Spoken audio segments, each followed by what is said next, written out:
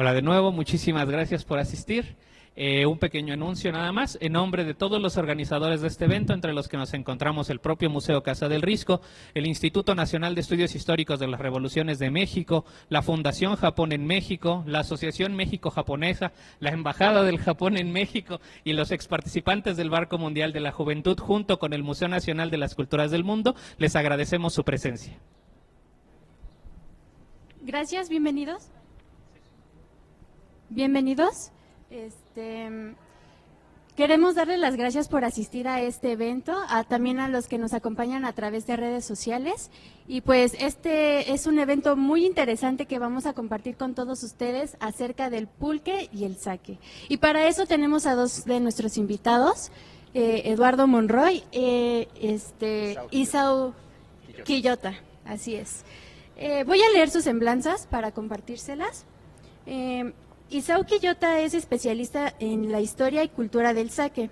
Con casi una década de experiencia, Isao Quillota cuenta con múltiples certificaciones como sake sommelier, tanto por el Sake Service Institute, la Sake School of America y la Sake Service Institute de Japón. Fundador de la Academia de Japón, ha impartido cursos y talleres y conferencias en varios estados de la República Mexicana, como son el estado de Sonora, Sinaloa, Veracruz, Oaxaca, Nayarit, Hidalgo, Jalisco, entre otros. Asimismo, representa a 32 productores de sake, entre ellos Kikusiu en Niigata, Takenokawa en Yagamata, Nambu Bijin en Iwate y en Tamano Hikari en Kioto, entre otras. Ay, es que se me cuesta pronunciarlo un poco. Actualmente es director de operaciones y promotor de diversas bebidas japonesas como sake, sochu, whisky, cerveza y en Grupo Kume desde 2013. Eduardo Monroy es licenciado en Historia por la Escuela Nacional de Antropología e Historia y egresado de gastrónomo en la Escuela de Cuisine Jean Gallon. Además cuenta con una especialidad de estudios históricos antropológicos de cultura alimentaria en México por la ENA. En su línea de investigación son la historia de la gastronomía y la alimentación en México y Japón. Ha participado en diversos sinopsios y ha ofrecido entrevistas para radio, televisión, sobre la historia gastronómica de la Ciudad de México, la cocina en la Revolución e la Independencia, el amaranto en la época prehispánica y la historia de pulque y el chocolate, entre otras. Actualmente es investigadora en el Instituto Nacional de Estudios Históricos de las Revoluciones de México. Bienvenidos a ambos ponentes y pues me gustaría comenzar un poco con un comentario que es acerca de la historia y la cultura japonesa, ¿no? Creo que ambas culturas han estado permeando mucho, bueno, con mucha más fuerza a lo largo de la historia, sobre todo en esta época. Creo que la sociedad se ha involucrado mucho más con la sociedad japonesa y los japoneses se han involucrado más con la cultura mexicana, y es por eso que también me hizo pensar que los investigadores nos hemos enfocado un poco también en entender estos procesos históricos, tanto japoneses como los mexicanos, ¿verdad?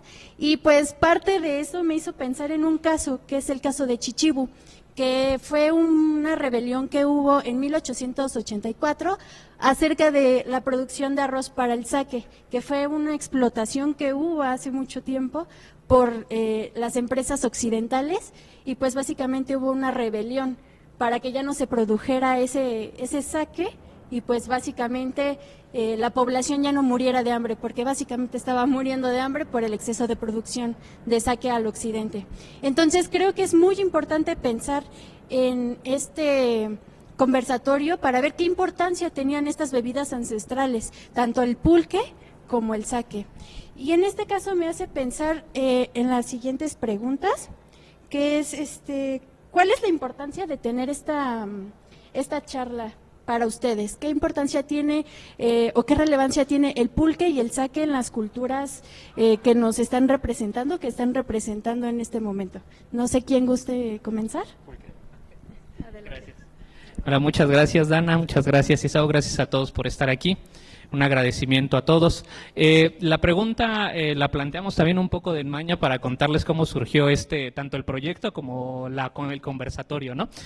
Nos reunimos todas las instituciones participantes, así como en un consejo, y dijimos, a ver, ¿qué quiere hacer cada una, no? Y por ahí unos compañeros dijeron, yo quiero que hagamos una cata de sake. Le digo, muy bien, hagamos una cata de sake, ¿no? Y todos yo creo que estaban muy felices de poder tomar sake, gratis además.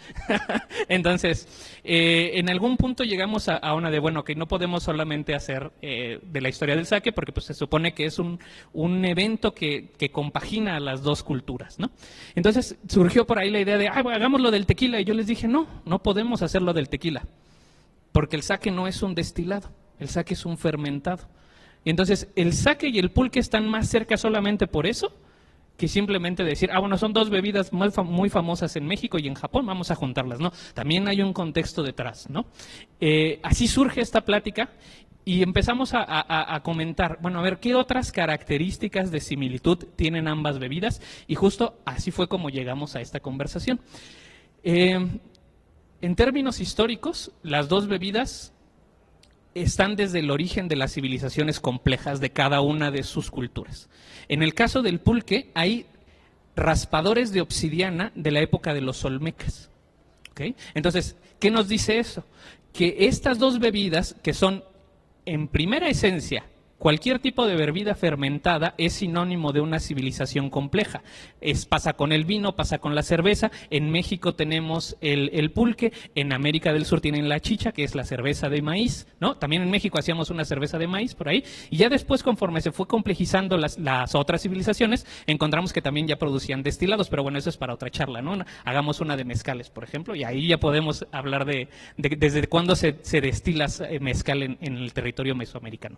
Pero en el caso del pulque en particular, o lo que planteamos en esta primera conversación, era justamente hacer notar eso, que ambas bebidas llevan desde el origen de sus propias civilizaciones y están representadas en términos arqueológicos. Tenemos jarras de pulque datadas desde la época de los olmecas. Ya muy particularmente el desarrollo más amplio del pulque se dio junto con la cultura mexica y junto con primero los teotihuacanos y luego los mexicas, ¿no? Cronológicamente hablando. Y pues bueno, en el caso del pulque sería eso. En el caso del sake, Isao, ¿qué nos comentas? ¿Qué tal? Buenas tardes. Bueno, en el caso del sake, a mí se me hace como interesante esta comparativa o esta mezcla de pulque y sake, porque en lo particular, yo no conozco nada de pulque. Lo he probado una vez, pero no sé si estaba bueno o no. O sea, si lo que probé era realmente un pulque bien hecho o no.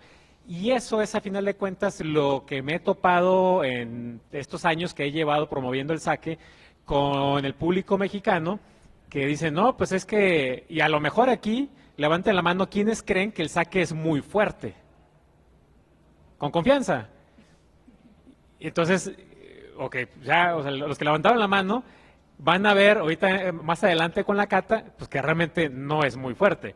Pero es una idea que tenemos, una creencia, aparte de los mitos que vamos a hablar más adelante. Pero en ambas culturas, tanto japonesa como mexicana, hay un común denominador. No todo mexicano conocemos, porque me incluyo, conocemos sobre el pulque, sobre sus orígenes, cómo se elabora. No sabemos nada del pulque, más que lo he escuchado y sé que es mexicano.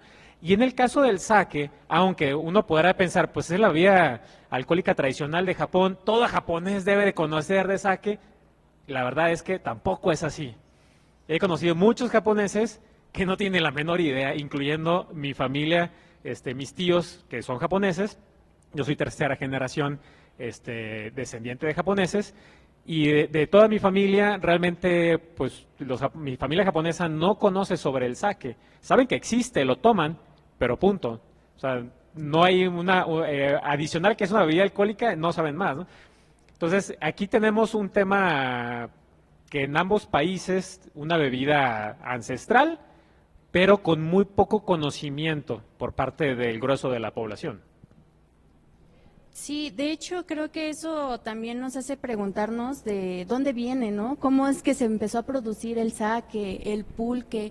¿Qué tipo de tradición trae lo ancestral, ¿no? Desde la época prehispánica, a lo mejor desde el yayoi en Japón, a lo mejor desde esas épocas ya también se están haciendo este tipo de producciones y apenas se están haciendo como estudios más profundos, ¿no? Entonces, esa es mi pregunta. ¿Cómo es el origen o cuál es el origen de estas bebidas? ¿Qué es cómo se estuvieron produciendo en la antigüedad?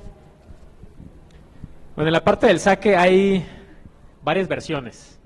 La versión, digamos, arqueológica, pero con muy poco sustento, nos dice que el sake se empezó a fermentar en el siglo III antes de Cristo.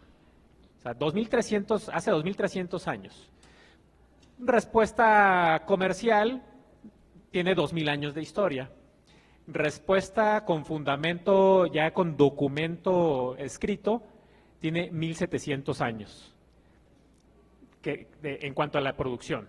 Pero si hablamos del sake moderno, otra respuesta va a ser, bueno, tiene 70 años, comercialmente tiene 50 años. Más adelante iré desglosando toda esta parte, pero bueno, la parte arqueológica es porque justamente, como decía Eduardo, los indicios arqueológicos, bueno, hay una creencia que data del siglo III antes de Cristo. Y hay unos documentos que medio avalan esta creencia, pero son documentos que son de China, no de Japón.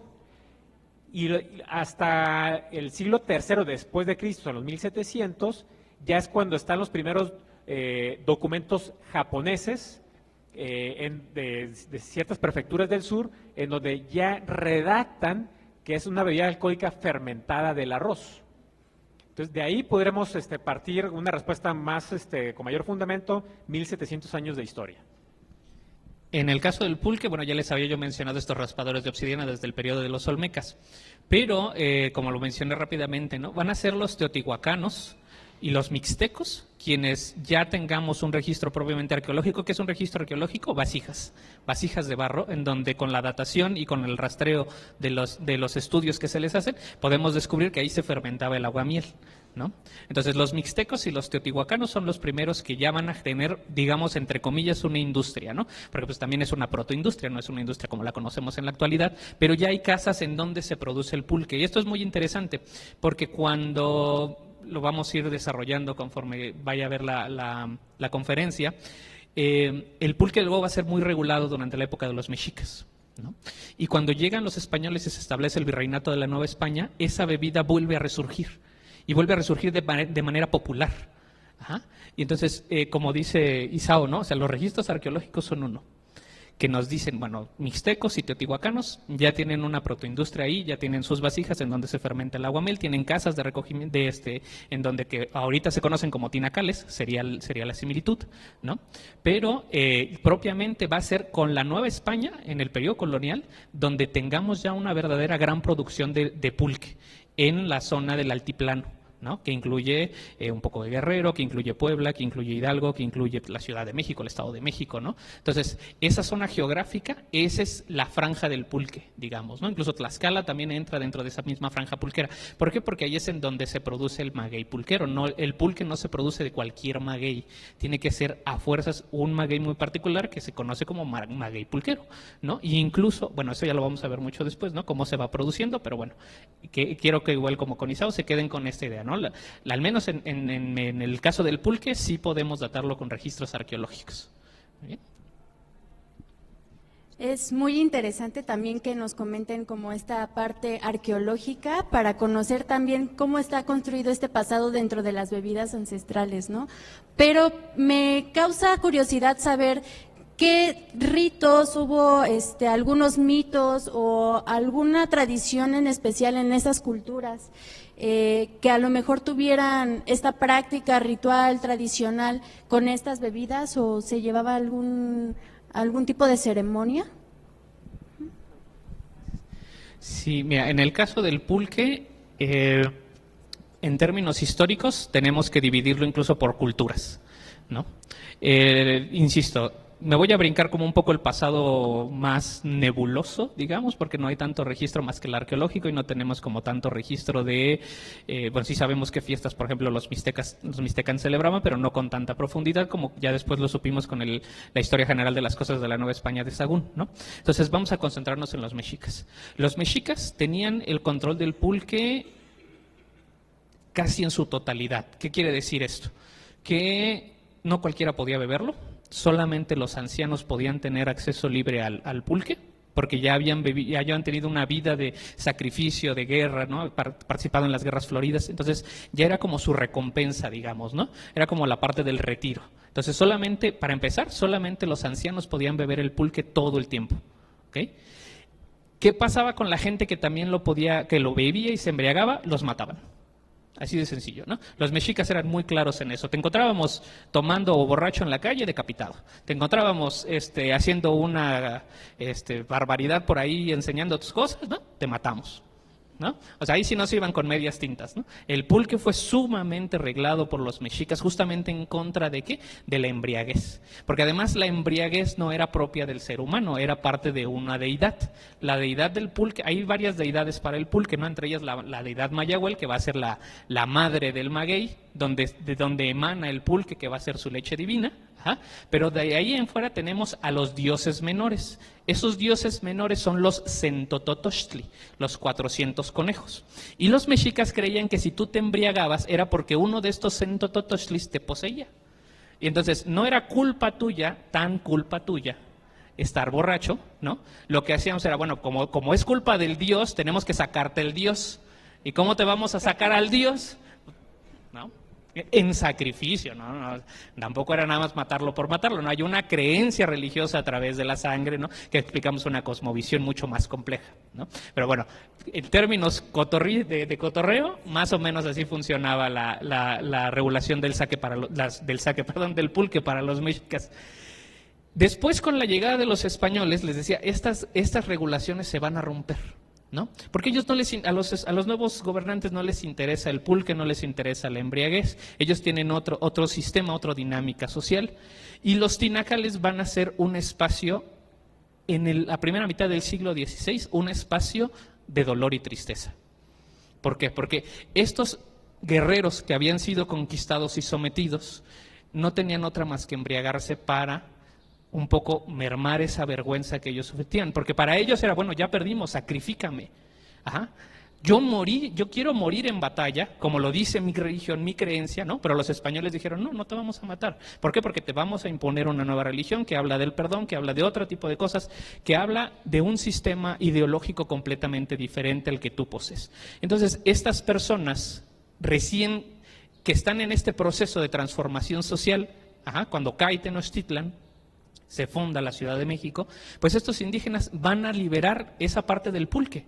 Y entonces en esos tinacales que se van a empezar a crear alrededor del lago, porque ya no tanto dentro de la ciudad, es en donde van a encontrar ellos pues esa parte de paz mental, digamos, a través de la embriaguez, ¿no? Ahora, esto va a propiciar que el pulque se vuelva de nuevo muy popular ya entrada a la colonia, siglo XVII, siglo XVIII. Y entonces, ahora sí, ya tenemos registros de fiestas como la fiesta del Carmen, en donde se hacían verbenas populares y ahora sí, a repartir pulque, ¿no? Entonces, ahí luego los virreyes tenían problemas porque decían, bueno, o sea, no podemos prohibir la fiesta, pero tampoco podemos prohibirles que tomen, pero pues entonces, ¿qué hacemos con tanto borracho en la calle? Y entonces van a volver a crear normas de regulación de la bebida, los van a encarcelar, van a hacer, incluso hay castigo físico por si te encuentran borracho en la calle, ¿no? Entonces, en realidad el pulque como bebida de fiesta, digamos, ¿no? Ritual, ¿no? Se popularizó demasiado durante la colonia, porque recuerdo, los mexicas también, había fiestas como por ejemplo la fiesta del Fuego Nuevo en donde sí se permitía beber a los mexicas, ¿no? Entonces los mexicas van a poder beber solamente 4 jícaras de pulque. 4. Y no son jícaras grandotas desde medio litro, no, son jicaritas de un cuartito. ¿Por qué? Porque ahí viene la parte mitológica. Quetzalcóatl, o Ejecatl-Quetzalcóatl, que es la deidad principal de los, bueno, es una deidad secundaria, porque la principal de los mexicas es Tlaloc y Huitzilopochtli, ¿no? Pero bueno, la leyenda de Ejecatl-Quetzalcóatl dice que él era un rey de Tula, Ajá, de la mítica Tula. La Tula mítica de los mexicas y de los teotihuacanos es un poco como la Atlantis de los griegos, ¿no? Es una sociedad muy avanzada. Y en esa sociedad muy avanzada había un dios deidad, que era Hecatl-Quetzalcóatl, ¿no? Y un día Tezcatlipoca bajó y se convirtió en un anciano y lo incitó a la fiesta. Y entonces Quetzalcóatl bebió una jarra, 2 jarras, 3 jarras y empezó a sentir los efectos. Tomó una 4ª jarra y dijo, creo que ya estuvo, ya estamos muy enfiestados. Pero Tezcatlipoca le dice, no, tómate una más no te va a hacer daño. Bueno, obediente el muchacho, se toma la 5ª jarra y tiene relaciones con su hermana. Al día siguiente, cuando se despierta, se da cuenta de lo que hizo, se sacrifica para purificarse, y este mito de limitar el pulque a 4 jarras es lo que va a permitir también un control férreo sobre la bebida. Entonces, en el caso del pulque, yo sé que voy de aquí para allá, de allá para acá, ¿no? Pero espero que hayan podido seguirme un poco en este rastro histórico, como el propio pulque en estos primeros años de la historia de lo que hoy es México, porque pues en ese entonces no era México, ¿no? De lo que hoy conocemos como México, pues les pueda dar un vistazo justo de cómo esta bebida, porque ahora la pregunta viene de, ¿por qué ya no tomamos tanto pulque, ¿no? Si en esos primeros años era súper popular, y todavía en la independencia, los virreyes prohibían en las pulquerías que se reunieran. ¿Por qué? Porque los virreyes decían, en las pulquerías se fragua ese movimiento insurgente. Y entonces prohibían a las pulquerías servir pulque. O le decían, bueno, no te voy a prohibir servir el pulque, pero puedes servirlo afuera, ¿no? Y entonces tenían un doble problema. Porque si los dejaban encerrados, conspiraban. Y si los dejaban afuera, estaban borrachos en la calle. Pero bueno, esas son otras cosas, otros detalles. Pero más o menos esa sería como mi panorama general de cómo se ha mermado la bebida del pulque. Bueno, esperamos no tengamos que sacrificar a nadie el día de hoy después de esta cata. Interesante, la verdad es que no sabía esto. En el caso del sake hay cierta similitud en cuanto al que estaba también restringido en los inicios de la producción. Era una, bueno, a lo mejor por el tema del anime, del manga, películas, caricaturas que hemos visto, sabemos que para los japoneses existen muchos dioses y existe el dios del sake. O sea, también. Entonces, una de los usos que se le daba en los inicios del sake era una ofrenda para los dioses. No era una bebida similar al caso del pulque para que tomara cualquier ciudadano japonés. Era algo más ofrenda. Normalmente los monjes budistas son los que fermentaban el sake, porque ahí mismo en los templos era parte de la ofrenda. También se consideraba una bebida para los altos jerarcas japoneses, pero no era para los japoneses mortales, digamos, ¿no? Y hay un mito totalmente, mito completo, o sea, no tiene nada de verdad, pero se escucha interesante, que dicen que ese sake que era la ofrenda a los dioses era un sake fermentado por mujeres vírgenes. ¿Y cuál es el tema? Que en los inicios, para sacar las azúcares del arroz, pues el arroz no tiene azúcar, como el caso del vino. Para generar alcohol ocupas azúcar, ¿no? Entonces, el arroz no tiene azúcar, tiene almidones, hay que desarrollar los almidones. El cuerpo humano, cuando nosotros comemos algo con almidón, como arroz, papa, los almidones, nuestro organismo los transforma en azúcares. Y por eso los nutriólogos te limitan en las dietas el consumo de carbohidratos. Entonces, en este caso, la saliva hace esa función de romper el almidón en azúcares. Entonces, para fermentar el sake, y es en donde se dice que eran mujeres vírgenes que masticaban el arroz, lo escupían para que con levadura natural ambiental se fermentara y tuviéramos el sake para la ofrenda. Cosa que, se escupía, se masticaba el arroz, se escupía, eso sí es verdad, pero no necesariamente por mujeres vírgenes, también por hombres. Pero no se preocupen, hemos evolucionado y ya no se ocupa escupir nada. Afortunadamente ya no tomamos babas de nadie. Ya existe, más adelante, en la siguiente etapa del evento, vamos a hablar un poquito de la producción. Hay otro ingrediente que se llama el kojikin, que viene a sustituir la baba, la saliva del ser humano, ¿no? Y ya hasta que los monjes, o sea, viene también la época de la prohibición del alcohol en Japón. Japón siempre ha regulado el arroz. De hecho, el arroz siempre ha sido un tema relacionado con los impuestos. Entonces, viene la prohibición.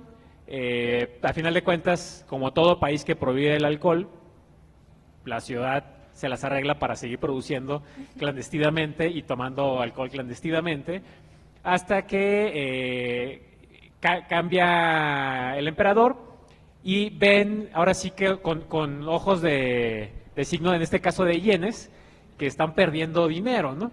Entonces se habilita otra vez las fábricas y ahí es en donde ya se libera, se empieza a comercializar de manera normal.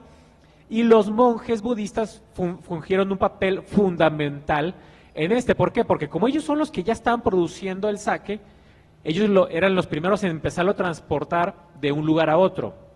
Y hablando de esas épocas, Japón no era la cultura de hoy en día. O sea, también había los piratas, los que te asaltaban en las noches, en los caminos rurales, porque pues no es como que había carreteras y vehículos, era caballo, carreta. Entonces, los monjes siempre han fungido como una figura de autoridad, de respeto. Aunque bueno, sí hubo una época donde se agarraron matando a los monjes, justamente en la otra historia, ¿no? Para unificar Japón, pero normalmente el monje había sido una figura muy respetada. Entonces, viajar con los monjes era una ruta segura. Entonces, ahí eran los que sin problema resguardaban la integridad del sake para que pudiera llegar a las comunidades. Y ahí es cuando se empieza a comercializar. Está muy interesante. De hecho, puedo ver que hay como ciertas conexiones entre el sacerdocio, la producción que ambos tenían. No sé si también podría profundizar un poquito acerca de algún mito, como es el caso del mito de Quetzalcóatl. No sé si hay algún mito japonés acerca del del sake, perdón. No, mitos así como tal, no, por lo menos que yo haya escuchado. En todos los cursos que he tomado y pláticas en las que he estado con japoneses hablando del sake, no me ha tocado escuchar algo así como estos mitos, ¿no? Digo, más allá de que era una bebida fermentada por las mujeres, ¿no? Que esa época se llama ese método kuchikami no sake. Kuchi es de boca, ¿no?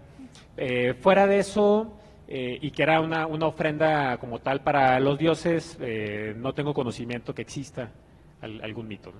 Y eso estaría interesante preguntarnos, ¿no? Si es que hay algún mito, alguna leyenda que aborde un poquito más algo acerca del sake. Entonces, bueno, me gustaría también hacer la siguiente pregunta.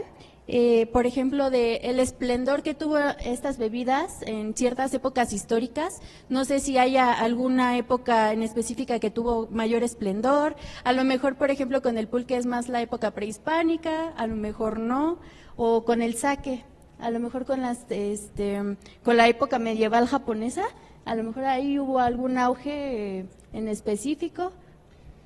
En el caso del sake, de hecho es más reciente. El consumo del sake a lo largo de los años, de los siglos, décadas, ha ido en aumento. Curiosamente, el auge no, en el caso del sake no es en la antigüedad, sino es una época relativamente más moderna. El pico más alto en la producción y consumo de sake fue en 1974. Ese fue el mayor volumen histórico registrado en Japón. Y del 74 a la fecha ha venido en declive. Curiosamente, les decía hace rato cuándo empieza la fermentación del sake. En los 50, 1957 creo que fue. En los 50 es cuando en Hiroshima se crean los primeros sakes, digamos, modernos. Cambia la forma como se trabaja el arroz, como se pule, y en Hiroshima se creó el primer sake Dai Ginjo, que es una de las categorías, y el primer sake Ginjo, que son ya parte del sake, llamémosle moderno. Eso fue en los 50, pero fue hasta los 80, principalmente durante los 90s, cuando este sake moderno se populariza. No sé qué tanto haya sido relacionado o le haya perjudicado, digamos, que justamente se empieza a desarrollar este sake moderno y viene el declive en el consumo. Yo digo que no, pero bueno, es algo, curiosidad que coincide. Y este cambio del sake antiguo al moderno se da en donde el primer sake que vamos a probar más adelante en la segunda parte es más el estilo del primer enfoque, más antiguo. Y el segundo es más moderno. El japonés en sí no toma el sake moderno. El segundo sake que vamos a probar el día de hoy, en Japón casi no se consume. Entonces, de ahí, eso es un coincidencias, ¿no?, que viene a la baja. Y segundo, este sake moderno es más de gusto del occidental, del no japonés.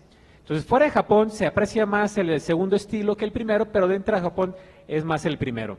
Y otra realidad es que en Japón tenemos hoy en día una cultura de más, el japonés es más abstemio. Cada vez toman menos, ingiere menos alcohol. Entonces, ahora en la pandemia hubo una noticia en la industria de los alcoholes, que los que estamos metidos en el tema del sake, pues llamó mucho la atención en todos los países, en donde el gobierno japonés sacó una iniciativa, una propuesta dirigida a jóvenes, para que los jóvenes le dijeran al gobierno cómo hacerle para que el japonés joven tomara alcohol. Y muchos decían, pues fácil, llévate un puño de mexicanos para allá. No hay ningún gobierno que se sepa en el mundo que haya hecho eso. Oye, joven, dime cómo hacerlo para que tomes alcohol, ¿no? ¿Por qué? Porque cada vez el japonés toma menos alcohol. Entonces, la verdad, o sea, viene un declive más allá del estilo, o sea, es alcohol en general. Entonces, el auge principal fue en los 70s, cuando fue el mayor consumo, ¿no? Y de ahí, lamentablemente, viene hacia abajo. Por eso nuestra labor, de los que estamos fuera de Japón, de tratar de empujar el consumo, de presentar el sake, para ayudar a estos productores japoneses a que no cierren, ¿no? O sea, que se mantengan, especialmente los pequeños productores. En el caso del pulque, el esplendor máximo de la bebida fue el siglo XIX, ¿no? Los recetarios, por ejemplo, los recetarios de cocina mexicana que empezaban a surgir en esa época, el más famoso fue el diccionario, el cocinero mexicano en forma de diccionario, de 1888, y en el apartado del pulque lo dice textual, ni siquiera es interpretación, no es mi lectura, no, lo dice textual. La única bebida que combina con la comida mexicana es el pulque. Textualmente lo dice. Entonces, lo interesante del pulque, en ese sentido, la pregunta es, ¿y por qué ya no lo consumimos tanto? ¿No? Igual que el sake, ¿no? ¿Qué está pasando ahí? Bueno, regresamos un poco a la parte del auge del pulque, ¿no? Porque después, digo yo, en el siglo XIX es el epítome. Hay un chorro de haciendas pulqueras alrededor. La aristocracia del porfiriato se divide en dos. Los aristócratas industriales, mineros, comerciantes, y la aristocracia pulquera. Y los industriales les hacían el fuchi a los pulqueros.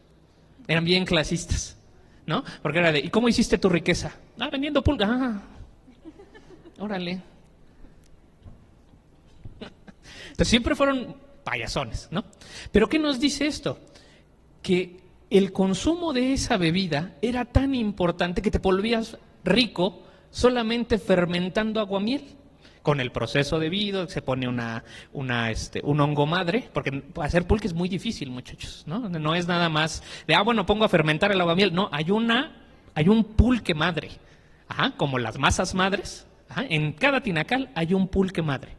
Y ese pulque madre se tiene que combinar con aguamiel para generar el pulque. Y después, ¿cuándo creen que surgen los curados? Hasta el siglo XVIII. En la época prehispánica no tenemos registros de que existieran curados, no tenemos registros de que se consumiera con una combinación. Bueno, entonces, ¿de dónde vienen los curados? En el siglo XVIII los españoles ya consumían el refresco.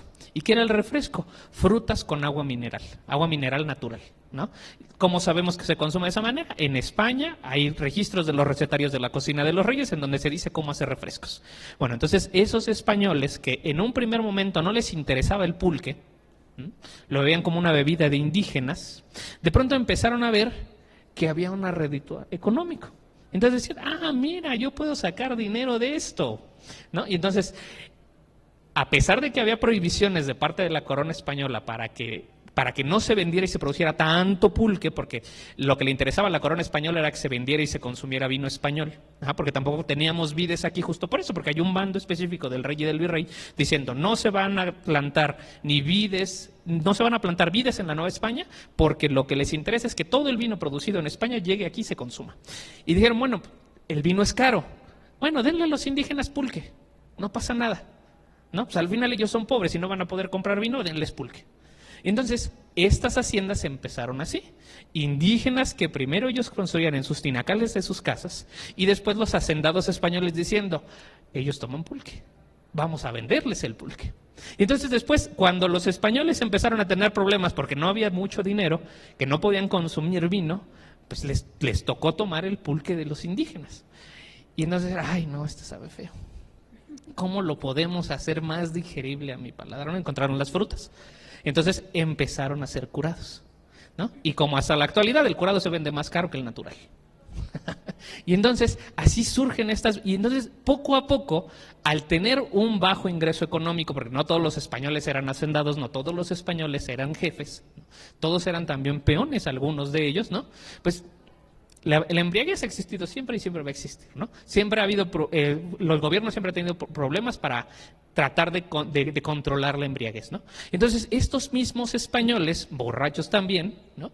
Empezaron a consumir, y para el porfiriato, Diego Pulido establece que hay 300 pulquerías en la Ciudad de México. ¿Pero qué es la Ciudad de México para el porfiriato? Llega un poquito adelante de la Alameda. Esos son los límites de la Ciudad de México en el porfiriato. San Ángel era el pueblo de retiro, aquí también había pulquerías, ¿no? Pero San Ángel no es parte de la Ciudad de México. Imagínense 300 pulquerías en los primeros cuadros del centro de la Ciudad de México, llegando hasta la Candelaria. Porque todavía la Candelaria ya se consideraba, la Merced era parte de la ciudad, ya las partes externas de la ciudad. Imagínense cuánto pulque se consumía. Además entraba por una de las 4 garitas, la garita que da para Hidalgo. Y entonces tenemos registros de cómo miles de pulques entraban diario para la venta de ese día a las 5 de la mañana. Entonces dicen las fuentes, que tanto en canoas como en burros llegaban los tambos de madera llenos de pulque. Y allí estaba el supervisor. Y abría el supervisor el barril de pulque, lo probaba y si no pasaba la prueba, lo tiraba. Así de extrema era la búsqueda de una calidad en el términos de los pulques, ¿no? Durante el periodo de la Nueva España y el siglo XIX hasta el Porfiriato, ¿no? Y entonces el auge completo de esta bebida se da justamente entre el siglo XVIII y principios del siglo XX. Aunque no lo crean, la Revolución Mexicana, por más que dijera vamos a tomar pulque, no, la Revolución Mexicana vino a darle con todo a la industria del pulque. Ya lo vamos a ver después, pero bueno, ¿no? Entonces quiero que tengan eso en cuenta, ¿no? El pulque era tan consumido, tan importante para la sociedad de la Ciudad de México, obviamente de todos los poblados alrededor, pero de la Ciudad de México en específico, que la garita que recibía los miles de litros diarios tenía la capacidad de decir, si tu pulque es malo, no entra. Obviamente había corrupción, ¿no? Entonces te paso unas, ¿no? Y ya entrabas por abajo de la garita, ya se repartía, porque tenemos también datos de pulquerías que vendían pulque adulterado. ¿Cuál es ese pulque adulterado? El pulque viejo de hace 1 o 2 días se combinaba con pulque nuevo, y sabe bien feo, pero lo vendían y más barato, ¿no? Entonces, tampoco es como que digas, bueno, el pulque, lo más... No, también había parte negativa, entre ellas la corrupción. Eso es muy interesante, saber cómo se contrabandeaba el pulque además, ¿no? Eso siempre ha existido. Entonces, en el caso del pulque sería mi respuesta. Bueno, creo que esto es para reflexionarse, que también no perdamos la tradición de beber bebidas ancestrales como el sake y el pulque, y pues pensar 2 veces antes de tomar azulitos, ¿verdad? Y bueno, comparte de esta, un poco de la charla que hemos tenido aquí, me gustaría también ahondar un poquito acerca de estos retos que hemos tenido con estas problemáticas que se presentan a la hora de analizar, por ejemplo, la historia del pulque, la historia del sake, los estudios actuales que a lo mejor puedan tener desarrollados, si es que hay un estudio desarrollado acerca de las bebidas ancestrales, tradicionales, y por ejemplo, si todavía permanecen algunas de estas tradiciones arraigadas en nuestra sociedad o si bien ya están desapareciendo. Adelante. ¿Qué es lo que se está, desarrollando, haciendo? En el caso del sake, pues digo, sí, combinando también algo similar ahorita como dijo Eduardo, del tema de la parte adulterada. Entonces, hay una creencia para mucha gente que el sake es muy fuerte, que es malo, porque a lo mejor incluso alguien puede, es que yo fui a Japón y estaba en tal parte y probé un sake y estaba fuertísimo. Bueno, en Japón también existe el sake adulterado, que esa categoría se llama, no al 100%, para que no lo malinterpreten, futsushu. Futsushu es como traducción de sake común, como si fuera el vino de mesa. Normalmente el futsushu viene en Tetra Pak, o sea, es a granel, digamos, es más masivo. Hoy en día hay futsushus muy buenos, de excelente calidad. De hecho, en México tenemos algunos futsushus a la venta y algunos yo los he utilizado en catas en todo tipo de restaurantes. Y cuando lo sirvo a ciegas, nadie se imagina que es un futsushu. Y me atreví a hacer eso porque yo mismo caí. Cuando lo compré, cuando me lo traje a México, ignoraba que era un futsushu. Me lo regalaron en una visita a Japón, una de las fabricantes. No pregunté, me lo traje, lo probé aquí en México con un amigo, un chef, y dije, oye, esto está muy bueno, muy ligerito, frutal, pido cotización, veo el precio muy barato. Oye, pues esto va a ser un éxito, entonces me lo empiezo a traer a México. Años después, con la pandemia y toda la parte virtual, hablando con la fábrica, me entero que no era un sake ginjo como yo creí. Y digo, error mío, nunca se me ocurrió ver la ficha técnica. Simplemente me gustó, por características dije, esto es un sake ginjo, y lo traje, ¿no? Y hasta después dije, no, oye, esto es un sake común, pero está buenísimo. Y algunos restaurantes ya lo empiezan a utilizar como sake de la casa. Pero bueno, esto es como énfasis de que no todo el sake futsushu es malo, pero en Japón sí hay mucho sake futsushu muy adulterado. Entonces, sí podemos entrar en esa parte de que la gente, por haber probado uno de estos sakes adulterados, que diga, no, el sake es muy fuerte. ¿Por qué? Porque sí tiene mucho contenido, o sea, se le agrega mucho alcohol destilado para adulterarlo. Y bueno, aquí hay también toda una historia de por qué se empieza a adulterar el sake, ¿no? En los inicios era un motivo, Segunda Guerra Mundial otro motivo, hoy en día es otro motivo, pero casi siempre ha existido el sake con alcohol destilado agregado. Hoy en día se mantiene, pero son motivos distintos y la cantidad que se le agrega de ese alcohol destilado es distinto, es de buena calidad, pero el porcentaje limitado, etcétera, ¿no? ¿Qué es lo que se está haciendo? Pues es justo promover el consumo y mucho énfasis fuera de Japón. O sea, el gobierno está haciendo muchos eventos, fomentando que fuera de Japón consuman. Tanto JETRO, que es una de las oficinas del gobierno, la oficina de promoción del gobierno japonés, como la oficina de impuestos de Japón, han estado promoviendo eventos para que fuera de Japón se dé a conocer y se consuma sake o los productos derivados o sea, ya sea fermentados o destilados japoneses. Porque a final de cuentas, no nomás por el impuesto que genera el alcohol, sino porque también vienen de empujar la industria agrícola del país. O sea, no nomás es el alcohol, es también a los agricultores le estamos ayudando, ¿no? Los que cultivan el arroz o la cebada o el camote o la caña de azúcar, dependiendo aunque el sake es solamente de arroz, pero tenemos destilados japoneses de muchos otros productos agrícolas, ¿no? Y dentro de Japón, pues ya les ponía el ejemplo de que el gobierno está haciendo malabares para tratar de fomentar, los mismos fabricantes están tratando de generar productos alternos como la coctelería. Así como aquí están los hard seltzers, tenemos un tequila envasado se va a transmitir en redes, entonces no digo marcas, pero el tequila envasado que es un cóctel, bueno, que no se la puede llamar tequila como tal, ¿no? O tenemos bebidas preparadas con cerveza y clamato, con vodka. Entonces, Japón también empieza a desarrollar bebidas alternas con la parte alcohólica sake, pero mezclándolo con otros ingredientes y con una graduación alcohólica baja. también empiezan bueno, mucho antes que empezara de moda los hard seltzers, Japón tiene una bebida que se llama Haichu, y los Haichu es prácticamente shochu, que es un destilado japonés, con agua mineral. Poco graduación alcohólica, no le agregan azúcares, entonces bajo en calorías. Y bueno, pues están como que tratando de empujar y fomentar ahora sí que el consumo.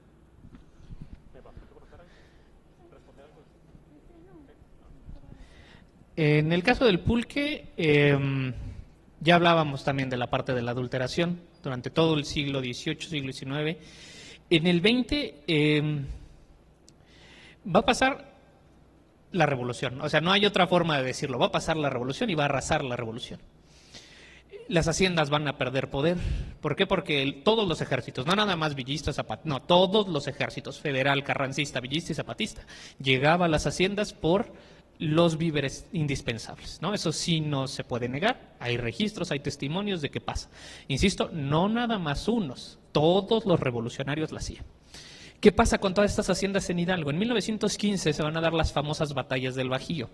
Las batallas del Bajío son este momento clave de la historia de la Revolución Mexicana en donde el carrancismo, ¿no?, el gobierno de Venustiano Carranza, pelea contra el gobierno de la Soberana Convención Revolucionaria, que la dirigen los ejércitos de los villistas y los zapatistas. Ojo, no Pancho Villa, no Emiliano Zapata. Es un gobierno conformado por un consenso de generales de esos bandos. ¿Ok? Y en ese periodo en particular, en 1915, el país va a vivir ya un problema de hambre. Desde que estalla la revolución en 1910, el campo se abandona. En 1915 hay fotografías de gente haciendo fila por un plato de sopa, una papa. El campo está devastado. La guerra es horrible en todos sus niveles y las haciendas pulqueras van a sufrir muchísimo. ¿Por qué? Porque no van a tener personal, porque todo el mundo está en la revolución. No va a tener la capacidad de seguir produciendo aguamiel porque justamente los campos son campos de batalla. Los magueyes que tardan 10 años en producir, ¿no? Porque no es nada más planta un maguey, no son 5 o 10 años para que empiece a producir aguamiel. Nadie los está cuidando. Si no capas el maguey para sacar el pulque, le va a crecer el acoyote y ya nunca más ese maguey va a darte pulque. ¿Okay? Entonces, hay un abandono completo de la industria agraria en el país, no nada más el pulque, todos. Y entonces, hablaba yo este asunto de la guerra, ¿cómo tú, soldado de a pie, te enfrentas a los horrores de la guerra? Con el alcohol, ¿no? No hay producción de pulque. El pulque no lo puedes traer todo el tiempo porque, ya saben, ¿no? O sea, lo compran 1 litro ahorita en la pulquería, se lo llevan a su casa y lo tienen que destapar y ya ya está fermentando, ¿no? Entonces, el pulque tiene ese gran problema, no se puede envasar porque no se puede transportar, ¿no? Hubo intenciones de envasarlo en el siglo XIX, fracasaron rotundamente. En el siglo XX se hizo un pulque en lata que no tiene todo el sabor porque justamente como se corta la fermentación, pues te da un aguamiel un poco medio ahí sabor amargoso, entonces no es un buen pulque, ¿no? Entonces el pulque tiene ese gran problema, no puede ser envasado. Y en un periodo de guerra, un tequila, un mezcal que no caduca, ¿no? Lo puedes traer en la bolsa, lo puedes traer en el caballo, lo puedes traer en donde sea, ¿no? Y eso es por eso que les decía yo que la Revolución Mexicana vino a fregar el pulque. Por todo lo que implica la revolución, ¿no? Hay una crisis económica que no vamos a salir de ella hasta 1900.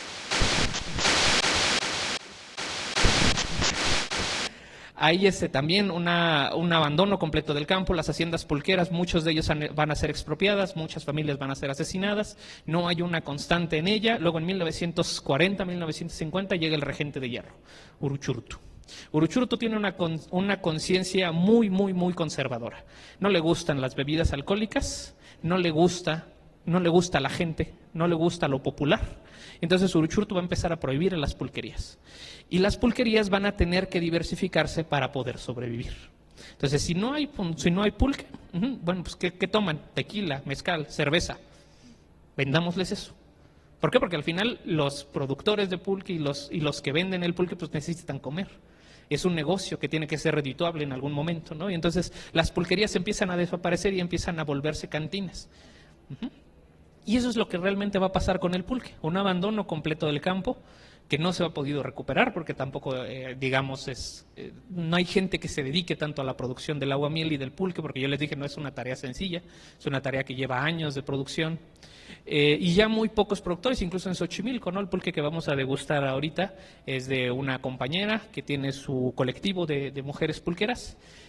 No voy a decir nombres porque estamos en la transmisión, pero bueno, ya después les hacemos llegar su contacto, ¿no? Hace muy buenos pulques, tiene una carta muy grande de de sabores de curados, entre ellos rosas, ¿verdad? Ella hace muchas combinaciones, ¿no? Entonces desde el 2005 a la fecha, hay un interés por volver a recuperar la industria del pulque, hay un interés para que los jóvenes sigan consumiendo pulque. Y apenas este año, en febrero, fue declarado Patrimonio de la Ciudad de México, ¿no? El pulque ya es patrimonio de la Ciudad de México como tal, una bebida patrimonio inmaterial de la propia ciudad. Entonces, a pesar de todo lo que ha sufrido a lo largo del siglo XX, sigue vivo, ¿no? Y una de las mejores formas de mantenerlo, un poco como el sake también, pues es incentivar su consumo moderado, porque no puedo decir otra cosa, consumo moderado, a probarlo, a degustarlo, y como bien lo dice el cocinero mexicano en forma de diccionario, pues es la única bebida que combina con un mole, con un tlemole, con unas enchiladas, con unas enmoladas. Es el único producto realmente que cuando tú lo consumes el chile no te hace en la panza, ¿no? Y eso lo dicen los propios mexicanos del siglo XIX, insisto, ¿no? O sea, la única bebida que compagina con las enchiladas, con los moles, con los pipianes, con los tlemoles, con toda la parte de todo el chile que consumimos los mexicanos es el pulque, ¿no? Y tengo varios amigos de otras partes de aquí, de la propia ciudad de la Magdalena Contreras, de Xochimilco, que dicen, sí, la verdad es que unas enchiladas no saben igual que con un buen pulque que con una cerveza, ¿no? Las dos son muy ricas, ¿no? Yo también me voy por el consumo de la cerveza, pero bueno, en realidad el pulque es muy, muy bueno. Espero que lo disfruten hoy, que les vamos a dar una pequeña probadita de lo que va a ser un buen pulque. Muchísimas gracias a nuestros ponentes. No sé si gusten cerrar con alguna reflexión, con algún comentario extra para pasar a la degustación. Anímense a probar, a experimentar cosas nuevas. No nos dejemos guiar porque lo escuché o alguien me dijo. O sea, así como cuando yo era niño, me acuerdo que le decía a mi mamá, no, porque no me gusta. Oye, pero ni lo has probado, no importa, no me gusta. Y ahora, como papá, la misma con mis hijos, no me gusta. Pero ¿cómo es que no te gusta si ni lo has probado? Pero como adultos seguimos con la misma, porque sí he conocido mucha gente que no se anima a probar algo nomás porque porque hay rumores, pues, a ver, pruébalo. O sea, que sea que no te gusta porque lo probaste y no te gustó. Anímense a probar pulque, anímense a probar sake, y no porque probaron en un lugar y no me gustó por primera vez quiere decir que todo va a ser igual.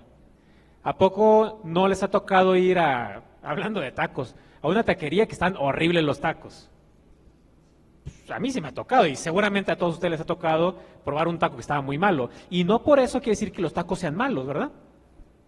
O sea, tuviste mala suerte con un taco, pero no por eso, incluso te pudiste haber enfermado, pudiste estar terminando en el hospital, pero no por eso quiere decir que los tacos te enfermen. Lo mismo con las bebidas. No porque probaste un pulque que no te haya gustado o probaste un sake que no te haya gustado, quiere decir que ya probaste la totalidad y que esa única ocasión es el representativo de la bebida o la categoría, o el alimento en su caso, digo, para no nomás dejarlo en el tema del sake y el pulque, ¿no? Esa sería mi invitación a que se animen a probar, no le tengan miedo, y espero nadie termine sacrificado. No, yo también comparto la percepción de Isao, ¿no? Anímense a probarlo, anímense en el caso del pulque, ¿no? En particular hay que rescatarlo. Ya muy pocos productores de pulque, insisto, ¿no? Y también muy poco buen pulque, hay que decirlo también, ¿no? O sea, ya algunas pulquerías, yo recuerdo, por ejemplo, ahí en 2005 hubo un auge de querer rescatar a las pulquerías, pero era como una mezcla entre pulquería, bar, discoteca, ¿no? Entonces, y luego decía, bueno, tenemos curado de vino tinto, tenemos curado de zarzamora, bueno, vamos a probarlo, ¿no? Resulta que eran licuados, ¿no? Que le echaban lechera para que supiera dulce. Entonces digo, pues tú no estás tomando pulque, tú estás tomando azúcar, ¿no? Entonces, hay de todo, ¿no? También. Pero en el caso muy particular del pulque, acerquémonos a los productores. Hace 2 años tuvimos un conversatorio de parte del instituto en Tlaxcala con productores de allá y decían que están generando cooperativas ellos, que acérquense a ellas, por favor, ellos decían, tenemos una escuela de tlachiqueros. Eso a mí me parecía súper fascinante, ¿no? Porque además nos coqueteó bastante el señor. Yo estuve a punto de dejar la historia por volverme tlachiquero, porque decía, son 14,000 al mes, y yo, ay, como que sí me vuelvo tlachiquero en un momento de crisis, ¿no?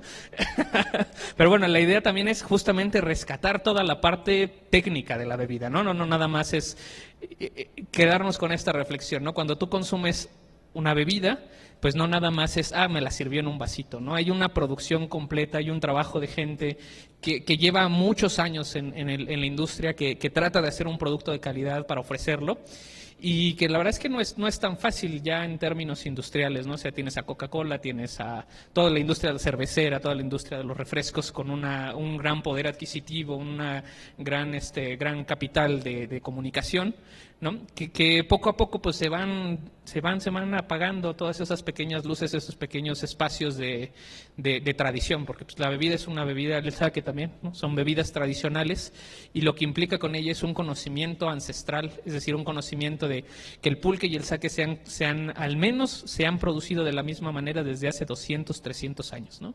Eso ya es demasiado, ¿no? Porque recuerden que Coca-Cola surge en 1930 y tantos, ¿no? O sea, casi no tiene 100 años, ni 100 años, ¿no? En cambio, el sake y el pulque, pues de las producciones, 200 años de tradición tienen, pues algo han de saber, ¿no? Porque para sobrevivir 200 años tienen que estar muy buenos. Por favor, un aplauso para nuestros ponentes. Y agradecemos la presencia de todos los asistentes y los que nos acompañaron a través de redes sociales. Gracias por sus reflexiones y por sus comentarios.